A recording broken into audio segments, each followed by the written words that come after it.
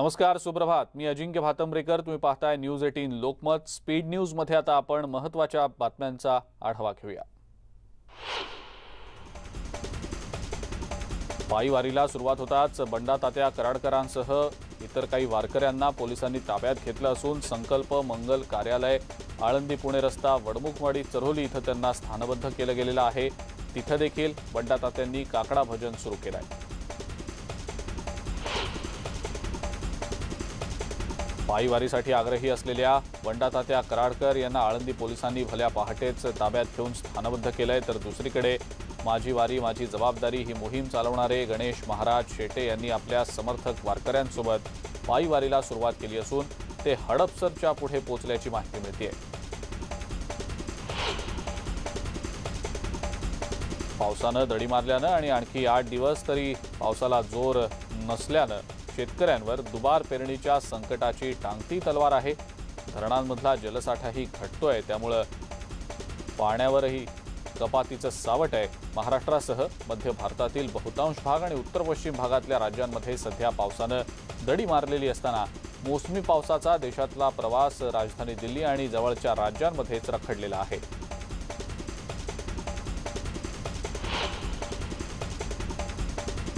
ED आणि सीबीआयचे प्रयत्न संपले की मग महाराष्ट्रात राज्य सरकार पाडायला सैन्य आणा, तोफांचा मारा करा, असं वक्तव्य शिवसेनेचे खासदार संजय राऊत यांनी केलंय. ईडी संदर्भातल्या चौकशांवर संजय राऊत यांनी केंद्र सरकारला खोचक टोला लगावलाय.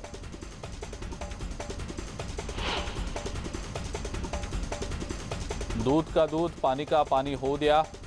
मराठा आरक्षणाबाबत जाहीर सर्वपक्षीय चर्चा घडवा, अशी मागणी भाजपचे प्रदेशाध्यक्ष चंद्रकांत पाटील यांनी केलेली आहे. याबाबत पाटील यांनी मुख्यमंत्री उद्धव ठाकरे यांना पत्र सुद्धा लिहिलेलं आहे.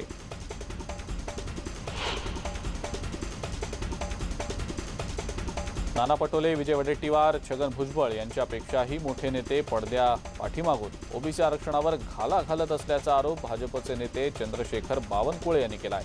ते नागपुरात बोलत होते. चंद्रशेखर बावनकुळे यांच्या या टीकेवर मदत आणि पुनर्वसन मंत्री विजय वडेट्टीवार यांनी प्रतिक्रिया दिलेली आहे. ओबीसी आरक्षण पुनर्स्थापित होऊ नये यासाठी काही मोठे नेते कार्यरत असल्याचं वक्तव्य बावनकुळे यांनी केलेलं होतं. ओबीसी आरक्षणाच्या मुद्द्यावर दोषारोप करून प्रश्न सुटणार नसल्याचं मत वडेट्टीवार यांनी मांडलेलं आहे. असं असेल तर भाजपचे वरिष्ठ नेतेही आरक्षणाच्या बाजूनं नसल्याचं आसाम आणि राजस्थानच्या निवडणूक प्रचारात दिसल्याचं वडेट्टीवार यांनी म्हटलेलं आहे. सहकारी साखर कारखान्यांच्या बाबतीत ईडीनं चौकशी सुरू केली असून ती योग्य आहे. पवारांचं नाव यामध्ये पुढे येतंय. हे नाव यापूर्वी मी सांगत होतो, मात्र फकीराचं कुणी ऐकलं नाही. आता ही कारवाई होतीये, ते योग्य आहे. चौकशीमध्ये तथ्य समोर येईल, असं ज्येष्ठ समाजसेवक अण्णा हजारे यांनी म्हटलंय. सहकारी साखर कारखान्यांच्या विरोधात यापूर्वीही आम्ही कोर्टात याचिका दाखल केलेली आहे. त्यामुळे 49 साखर कारखान्यांची चौकशी ईडीनं करावी, अशी मागणी अण्णा हजारे यांनी केलेली आहे.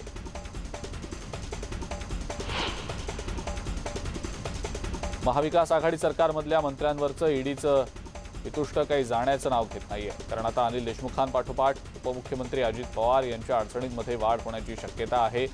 जरंडेश्वर कारखाना ईडीनं जप्त केलेला आहे.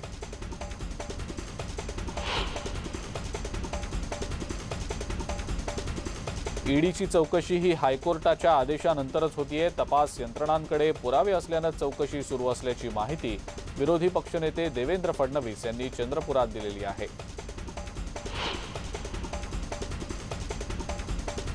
उपमुख्यमंत्री आणि पुण्याचे पालकमंत्री अजित पवार यांनी पुण्यामध्ये पत्रकार परिषद घेत साखर कारखान्याची विक्री कायदेशीर असून या कंपनीशी आपला काहीही संबंध नसल्याचं स्पष्ट केलेलं आहे.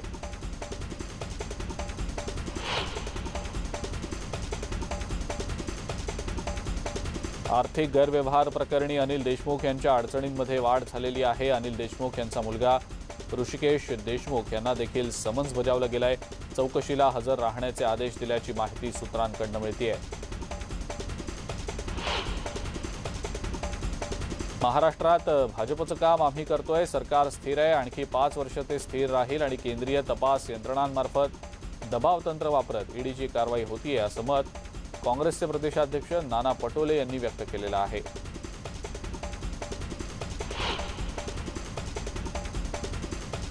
संभाजीराजे छत्रपती आणि भाजपच्या नेत्या पंकजा मुंडे यांची सदिच्छा भेट झालेली आहे। बीड शहरातल्या शासकीय विश्रामगृहामध्ये ही भेट झाली असून या भेटीदरम्यान पालकमंत्री धनंजय मुंडे देखील उपस्थित होते। ओबीसी आरक्षणाच्या राजकीय मागणीसाठी भाजपकडनं आंदोलन केलं जात असताना पंकजा मुंडे त्यांचं नेतृत्व करतायत आणि त्यावरूनच या भेटीमध्ये चर्चा झाल्याची माहिती मिळते।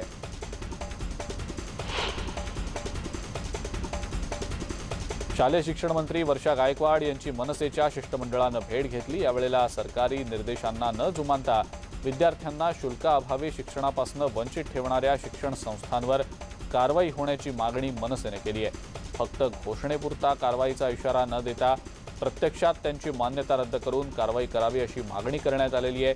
तसंच राजस्थान, केरळ आणि इतर राज्यांप्रमाणे शालेय शुल्कात सूट देण्याबाबत सकारात्मक चर्चा देखील करण्यात आलेली आहे।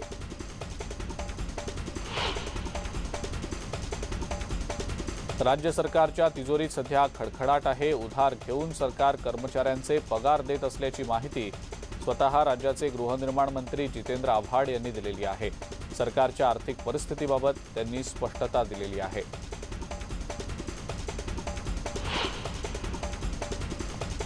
खनिकर्म विभागातल्या आरोपांबाबत चौकशी समितीची नियुक्ती करण्यात आल्याचं उद्योगमंत्री सुभाष देसाई यांनी सांगितलेलं आहे। नाना पटोले यांनी भ्रष्टाचाराचे आरोप केले होते आणि त्यानंतर ही समिती गठीत करण्यात आलेली आहे।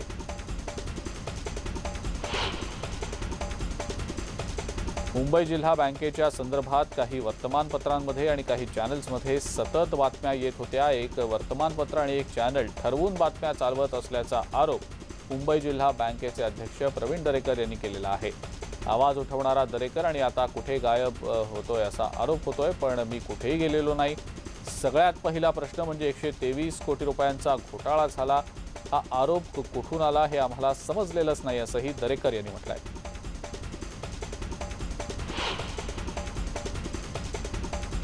हसन मुश्रीफ यांच्या पत्रकार परिषदेत संभाजी ब्रिगेडनं घोषणाबाजी केलेली आहे। यावेळेला मराठा समाजाला आरक्षण देण्याची मागणी संभाजी ब्रिगेडनं केलेली असून हसन मुश्रीफ यांनीही संभाजी ब्रिगेडच्या घोषणेला प्रत्युत्तर दिलेलं आहे। यावेळी मुश्रीफ यांनी चलो दिल्लीचा नाराही दिला।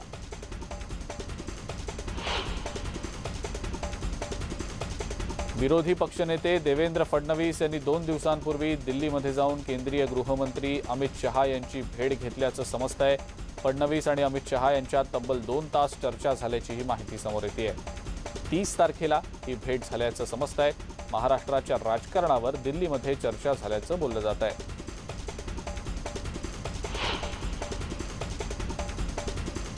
राज्याच्या राजकारणाची दिल्लीमध्ये चर्चा सुरू आहे। विधानसभा अध्यक्षपदाच्या मुद्द्यावरून दिल्लीमध्ये खलबतं सुरू असल्याचं समजतंय। काँग्रेसला विधानसभेच्या अध्यक्षपदी आपलाच उमेदवार हवाय, तर शिवसेनेला निवडणूकच नकोय।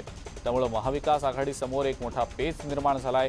कोणत्याही परिस्थितीत निवडणूक घ्यावी अशी आग्रहाची भूमिका काँग्रेसनं घेतलेली आहे।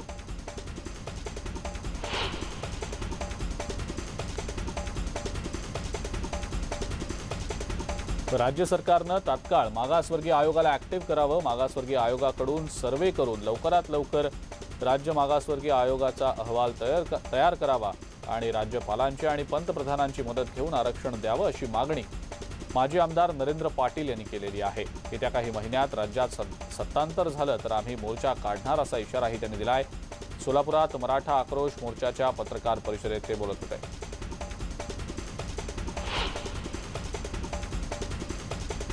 12वी निकाल फॉर्म्युल्याबाबत अध्यादेश राज्य सरकारनं आता काढलेला आहे। सीबीएसई प्रमाणेच हा फॉर्म्युला असेल। त्यानुसार इयत्ता 10वी मधल्या बोर्डाच्या परीक्षेत सर्वाधिक गुण मिळवलेल्या 3 विषयांचे सरासरी गुण यावर आधारित 30% गुण ग्राह्य धरले जातील, तर दुसरीकडे 11वी परीक्षेच्या वार्षिक मूल्यमापनाच्या आतील विषयनिहाय गुण याचा 30% विचार केला जाईल। इयत्ता 12वी वर्षभरात अंतर्गत मूल्यमापन यातल्या प्रथम सत्र परीक्षा, सराव परीक्षा, सराव चाचण्या तसंच मूल्यमापन यातले विषयनिहाय गुण 40% ग्राह्य धरले जाणार आहेत।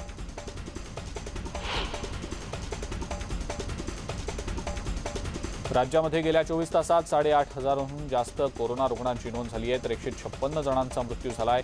राज्यातला मृत्यूदर 2.1% पोहोचलेला आहे।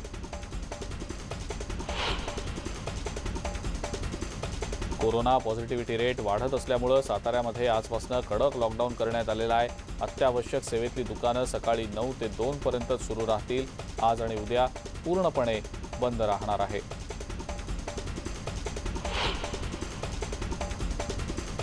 अहमदनगर जिल्ह्यातल्या कळसुबाई हरिश्चंद्रगड परिसरात आज आणि उद्या पर्यटनासाठी बंदी घातली गेलेली आहे।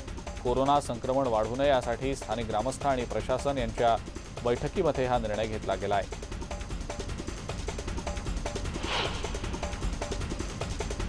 देशामध्ये डेल्टा प्लस व्हेरिएंटचा धोका वाढत असल्याचं दिसतंय। 12 राज्यांमध्ये डेल्टा प्लस व्हेरिएंटचे 56 रुग्ण आढळलेले आहेत, त्यामुळे अधिक सतर्क राहण्याचं आवाहन आरोग्य मंत्रालयाकडून आता करण्यात आलेलं आहे। पंढरपूरमध्ये घरगुती गॅस आणि इंधनाच्या दरवाढीमुळे राष्ट्रवादी काँग्रेसच्या कार्यकर्त्यांनी भाजप सरकारचा निषेध केला। घरात वापरला जाणारा गॅस सिलेंडर हा 25 रुपयांनी महागलाय। पेट्रोल 100 पार गेलंय, त्यामुळे सर्वसामान्यांचं बजेट कोलमडणार असल्याची भावना कार्यकर्त्यांनी मांडलेली आहे।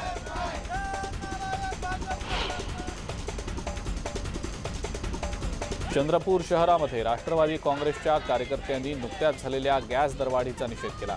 जुना वरोरा नाका चौकात कार्यकर्त्यांनी जोरदार घोषणाबाजी करत केंद्र सरकारचा निषेध केलाय। गॅस किमतीत मोठी वाढ झाल्याचं आपण पाहतो आहोत। पेट्रोल 100 पार झालेलं असताना केंद्र सरकारचं मात्र या सगळ्या विषयावर मौन आहे। राष्ट्रवादीच्या कार्यकर्त्यांनी या विरोधात सरकारला बेशर्मीची फुलं पाठवलेली आहेत। आगामी काळातही केंद्र सरकारला इंधन दरवाढीवरून घेरणार असल्याचं मत कार्यकर्त्यांनी व्यक्त केलं आहे। उल्हासनगर राष्ट्रवादी काँग्रेसकडून वाढत्या महागाई विरोधात आंदोलन करण्यात आलं आणि या आंदोलनाच्या वेळेला महिला कार्यकर्त्यांनी तर भाजीपाल्याच्या टोपल्या रस्त्यात मांडून वाढत्या महागाईचा निषेध केला। रोज वाढणारे पेट्रोल आणि डिझेलचे दर, स्वयंपाकासाठी लागणारा गॅस 25 रुपयांनी महागल्यानं सर्वसामान्यांनी जगायचं कसं असं सांगा, असा सवालही यावेळेला विचारला गेला।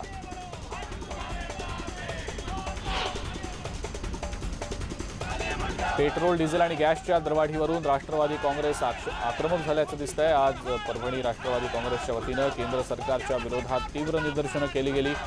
शहरातल्या छत्रपती शिवाजी महाराज पुतळा परिसरात दरवाढीच्या विरोधात पक्षाच्या वतीनं आंदोलन करण्यात आलं।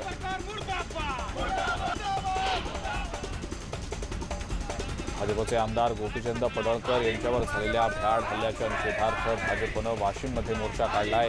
भाजप ओबीसी मोर्चाच्या वतीनं जिल्हाध्यक्ष बालूभाऊ मुरकुटे यांच्या नेतृत्वाखाली हा मोर्चा काढण्यात आला। त्यावेळेला भाजपच्या कार्यकर्त्यांनी जिल्हाधिकारी कार्यालयात आणि आजूबाजूच्या परिसरात मोठी निदर्शनं केली आहेत।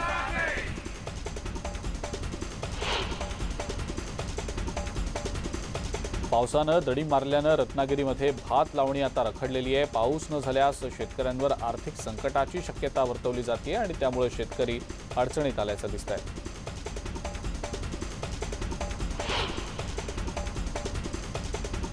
अमरावती जिल्ह्यातल्या 15 प्रगतिशील शेतकऱ्यांचा सन्मान करण्यात आलेला आहे। पारंपरिक शेतीला फाटा देत आपल्या शेतीत नवनवीन तंत्रज्ञानाचा अवलंब करून विक्रमी उत्पादन घेणाऱ्या शेतकऱ्यांच्या शेती कृषी दिनाचं औचित्य साधत या 15 प्रगतिशील शेतकऱ्यांचा सन्मान झाला। सोबतच कृषी संजीवनी मोहिमेतील आणि जिल्हास्तरीय पीक स्पर्धेतील निवड झालेल्या 9 शेतकऱ्यांना शाल, श्रीफळ आणि स्मृतिचिन्ह, प्रमाणपत्र आणि धनादेश देत जिल्हा परिषदेच्या पंजाबराव देशमुख सभागृहात शेतकऱ्यांचा सन्मान केला गेला। बुलढाण्यात वाणी किड्यांचा प्रादुर्भाव वाढल्यामुळे स्वाभिमानी शेतकरी संघटनेनं आक्रमक असा पवित्रा घेतलेला आहे। कृषी विभागाला जाग करण्यासाठी स्वाभिमानी शेतकरी संघटनेनं कृषी विभागात चक्क किडे सोडलेले आहेत।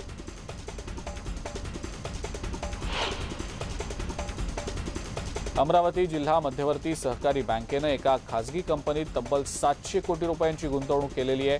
कंपनी आणि बँकेचा थेट व्यवहार असताना शेतकऱ्यांच्या ठेवीला चुना लावत तब्बल 3 कोटी 39 लाख रुपये दलाली दिली गेल्याचं लेखापरीक्षण अहवालात उघड झालेलं आहे। त्यामुळे जिल्हा उपनिबंधकांच्या तक्रारीवरून बँकेचे तत्कालीन मुख्य अधिकारी, 4 कर्मचारी आणि शेअर मार्केटशी संबंधित 5 दलाल अशा एकूण 11 जणांच्या विरोधात अमरावती सिटी कोतवाली पोलीस ठाण्यात गुन्हे दाखल करण्यात आलेले आहेत।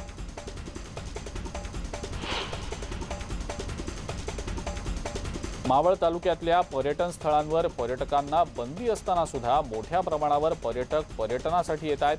मावळमध्ये एक थरारक रेस्क्यू ऑपरेशन बघायला मिळालं। तळेगाव इथल्या कुंडमळ्यावर पर्यटनासाठी आपल्या आईवडिलांसोबत आलेल्या 8 वर्षीय मुलानं आईवडिलांची नजर चुकून वाहत्या पाण्यामध्ये उतरण्याचा प्रयत्न केला, मात्र पाय घसरून पडण्याचा धोका देखील यावेळेला उद्भवला होता। पाण्याचा प्रवाह सुद्धा जास्त होता। आईवडिलांनी आरडाओरडा करत मदत बोलावली आणि तिथल्या 2 जणांनी उडी टाकत सुखरूप वाचवलं देखील, मात्र पाण्यातनं बाहेर पडण्यासाठी वाट मिळत नसल्यानं या तिघांनाही लोखंडी शिडी लावून बाहेर काढण्यात आलं।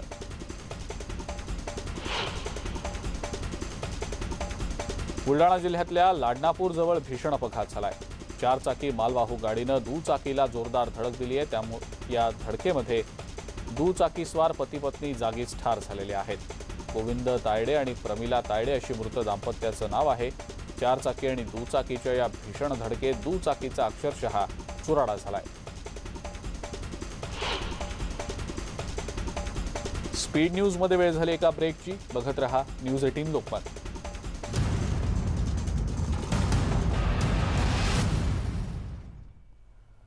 ब्रेकनंतर स्पीड न्यूज मध्ये आपण इतरही महत्त्वाच्या बातम्यांचा आढावा घेऊया। उत्तराखंडचे मुख्यमंत्री तीरथ सिंह रावत यांनी राजीनामा दिलेला आहे। पक्षश्रेष्ठींच्या सांगण्यावरून हा राजीनामा त्यांनी दिल्याची माहिती मिळते। नव्या मुख्यमंत्र्याच्या निवडीसाठी आज भाजपच्या आमदारांची बैठक पार पडेल।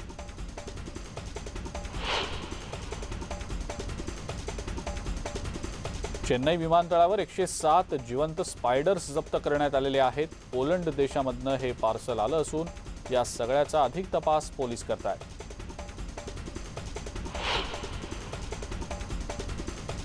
जोपर्यंत पूर्ण देश कोरोनामुक्त होत नाही तोपर्यंत कोरोनाचा धोका कायम असल्याची माहिती नीती आयोगाच्या व्ही.के. पॉल यांनी दिलेली आहे। ज्या राज्यात रुग्णसंख्या सर्वाधिक आहे तिथं केंद्राची पथकं पोहोचल्याचंही त्यांनी सांगितलंय।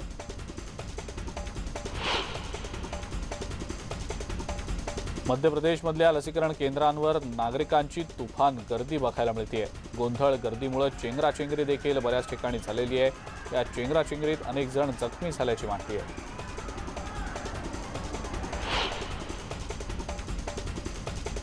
युरो फुटबॉल स्पर्धेच्या उपांत्यपूर्व फेरीतल्या पहिल्या लढतीत स्पेननं स्वित्झर्लंडवर मात केली आहे। पेनल्टी शूटआउटमध्ये स्पेननं स्वित्झर्लंडला बाहेरचा रस्ता दाखवलाय। स्पेननं आता सेमीफायनलमध्ये धडक दिली आहे।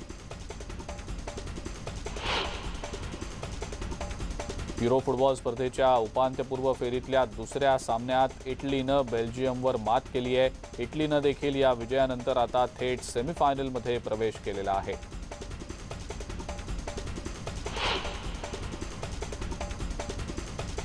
पहिल्याच सामन्यात हृदयविकाराच्या तीव्र धक्क्यामुळे अव्वल खेळाडू ख्रिश्चियन एरिक्सन मैदानावरच कोसळल्याचा आघात सहन केल्यानंतर आता डेन्मार्कचा संघ पेटून उठलाय। युरो फुटबॉल स्पर्धेत 2004 नंतर पहिल्यांदाच उपांत्यपूर्व फेरी गाठणाऱ्या डेन्मार्कला आता उपांत्य फेरीचे वेध लागले असून आज रात्री त्यांची लढत बलाढ्य चेक रिपब्लिकशी होणार आहे।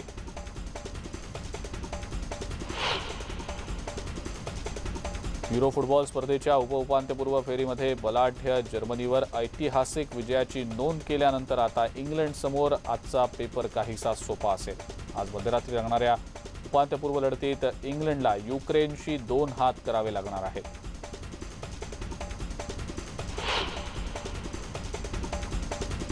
जागतिक टेनिस क्रमवारीत 4थ्या स्थानावरील आर्यना सबालेंका, 9व्या क्रमांकावरील इगा श्वॉन्टेक आणि 13व्या क्रमांकावरील कॅरोलिना प्लिस्कोवा यांनी विम्बल्डन ओपन टेनिस स्पर्धेची 4थी फेरी शुक्रवारी गाठलेली आहे। आणि या सगळ्या महत्त्वाच्या बातम्यांसोबतच स्पीड न्यूजमध्ये वेळ झाली इथंच थांबण्याची। नमस्कार।